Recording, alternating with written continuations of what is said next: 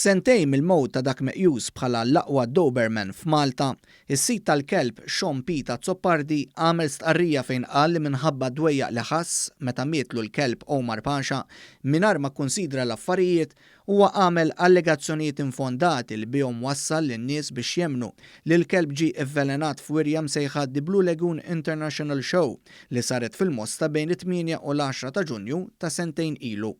Din il-wirja kienet ġiet organizzata mill-Malta Kennel Club u fl-istqarrija Zoppardi għamel apoloġija mal-klabb u l-membri tiegħu u anke mal-partiċipanti u l-ispettaturi li kien hemm fil-wirja. Huwa għamel apoloġija wkoll fost oħrajn ma' One News għaliex saħaq li tagħna informazzjoni ħażina meta rrapportajna l-istorja tiegħu sentejn ilu. Meta kkuntattjajna lil Zoppardi wara din l-istqarrija, huwa ma xtaqx jagħti intervisti iżda saħaq li l-kelb ġie avvelenat.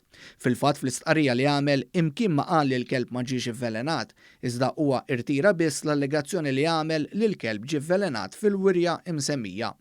Zoppardi qal li sal-lum għadu ma jafx kif il-kelb ġie avvelenat u qal li hu ċert li ġie avvelenat anke għax kienu saru testijiet xjentifiċi.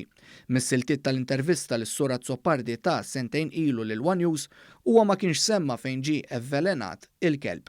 Il-kelb tiegħu kien rebaħ bosta kompetizzjonijiet. Intant fit-tieni anniversarju tal-mowt tal-kelb, Sean Pita Zoppardi qal li jittama li xi darba jkun jaf il-verità li ilu jfittex.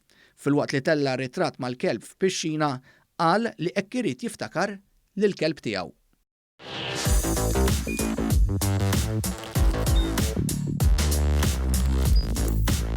Idħol fuq one.com.mt u hemmhekk tista' tara l-programmi kollha li jxandru fuq One permezz ta' One Play.